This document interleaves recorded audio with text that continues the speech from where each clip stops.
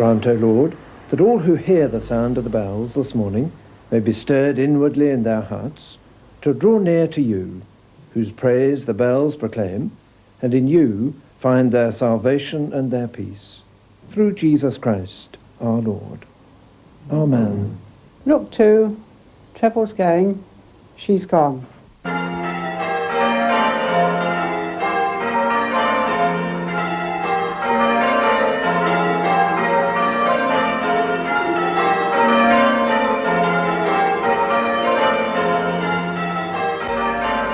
Since the 12th century, the parish church of St Nicholas has been a focal point of worship for the people of Sevenoaks. Down through the years, this beautiful building and its grounds have become a treasured part of the town's heritage. All the more pity, therefore, that despite a vigorous programme for church growth, it lies redundant except for a few hours every Sunday.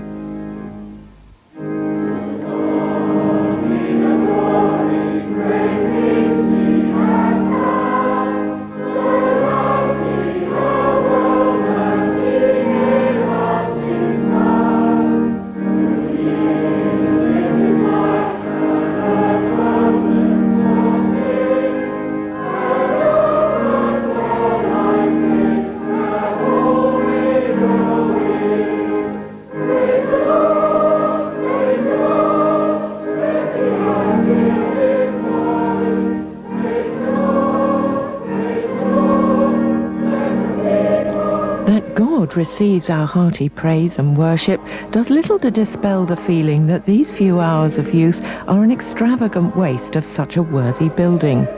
Why should this be? Well, despite its size, we're all aware of the lack of facilities on this site. The creche, for instance, is bursting at the seams in a room hardly suitable for inquisitive toddlers. Well, it's not very spacious, as you can see, and that's a problem when you've got little ones who are trying to move around and picking up things, and then they start falling over and the crying starts, so I think that's a definite problem. Yes, and they have on occasions tried to do things with the older children, and if you can withdraw somewhere with them away from the little ones distracting them, it does help a lot. And it's easier to have space for sleeping babies too. What's the little boy having?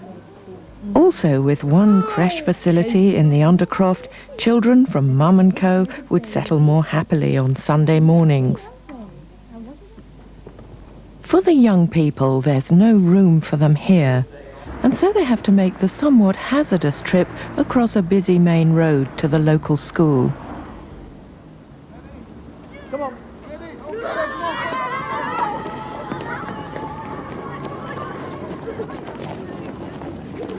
Today, they're fortunate. It's not very wet and the traffic is light. For midweek meetings, the parish hall half a mile away has to be used with obvious disadvantage. Parking here for weekday meetings is an obvious problem, particularly for mums with young children and for elderly people.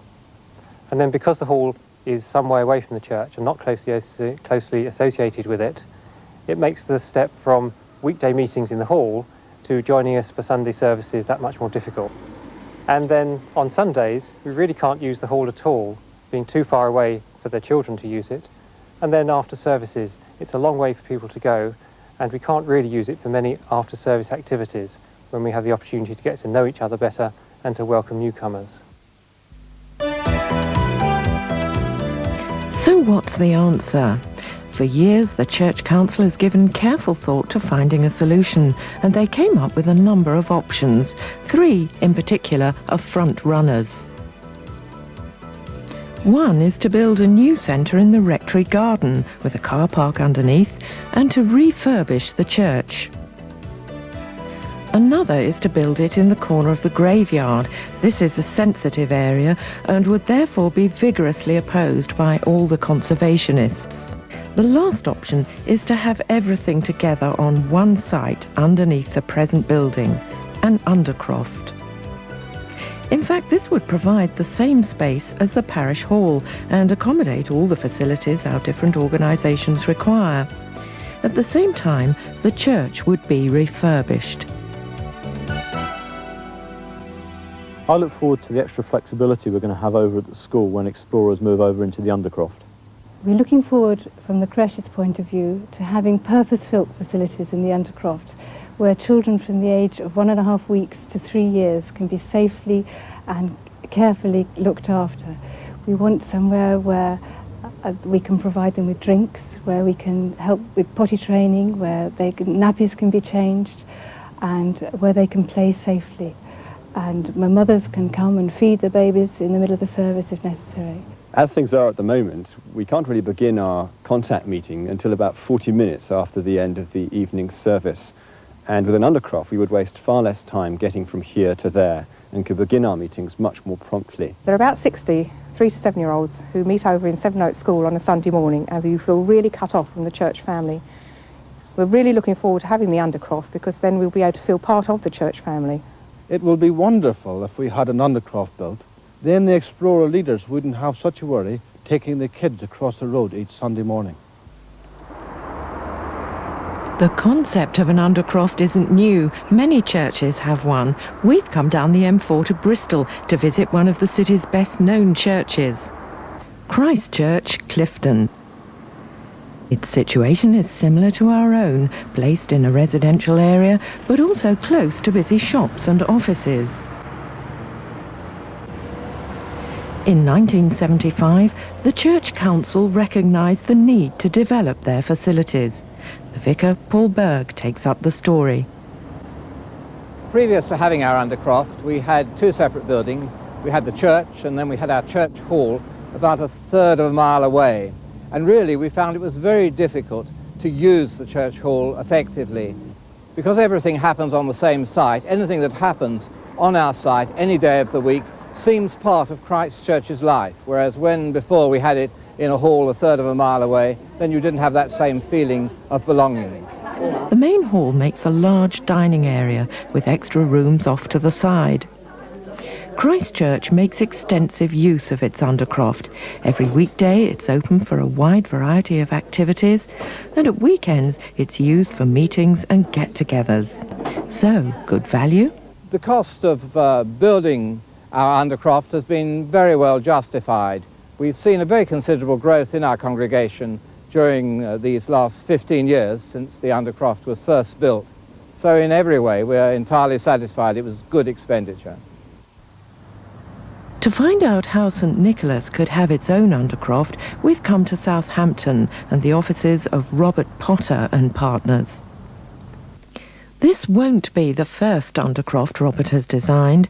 Prestigious churches such as All Souls Langham Place in London have benefited from his work for some time now. So what will our Undercroft look like? Upstairs, at ground level, the communion table could be brought forward into the congregation, providing space behind for a small chapel, a room for private prayer, and administrative offices. So just how will the Undercroft be built? Well, one would commence by entering the building at this end, and then bringing in a piling machine which can sink piles which will, with the aid of beams running alongside, can support these piers. That's the very first thing to stabilize that. And then to proceed round the outer walls by intervals and leapfrogging and with further intervals, literally underpin, that is to build down to the required level. And then when you've got down to the required level here, we then create the structural floor of the Undercroft itself and link it with the piles which are going down through there. Well, from the time the contractors move in, you will be without the use of the church for at least 18 months and possibly 2 years. That is to say, before you can move again into the Undercroft. The reason that this is partly due to the fact that we are having to work very closely with archaeologists and work in with their program, which must take priority. So how much is it all going to cost? It'll cost £2 million, a very formidable sum. It is indeed. So where is it going to come from? The money's going to come from three principal sources. First and foremost will be direct giving from the church family itself here at St Nicholas. We'll end up with a parish hall down at the South Park, which will of course be surplus to requirements, and we hope that too will raise a significant amount of money. And secondly, within the Friends of St Nicholas will be the town itself of Sevenoaks, of which of course St Nicholas is the parish church. We hope that there will be a number of people in the town who would like to feel part of the project, which is upgrading St Nicholas Church towards the 21st century. So can we justify that type of expenditure when the mission field and the poor are crying out for funds? Well, I think we've got two completely separate situations here. We've got the Undercroft work, and we've got giving to the poor, the needy, and the mission field. And I think what we're really wanting is to find new money for building the Undercroft. We see it really as an opportunity for people to contribute financially to the building of the Undercroft, and this money will be given initially for the building, and there will be dividends to be paid over the years to come, indeed for many, many years. At the end of the day, making the Undercroft a reality is up to us. Whatever we do will have lasting consequences on the work of St Nicholas. The Church Council is convinced that this is the best way forward, and that with God's help it can be done. For our God, says the New Testament, is able to do immeasurably more than all we can imagine, according to his power that's at work in us. Our dream is to put this beautiful old building back into commission again, and to give it this capacity for use 7 days a week, with a whole range of possibilities in the service of Christ and in the service of the community around us. I believe that God deserves the best, and therefore it's a building which is worthy, and it's a building which is practical. It's that kind of building we want to see back in business in the community. I don't believe that St Nicholas is a museum. It's much more a maternity ward and a gym.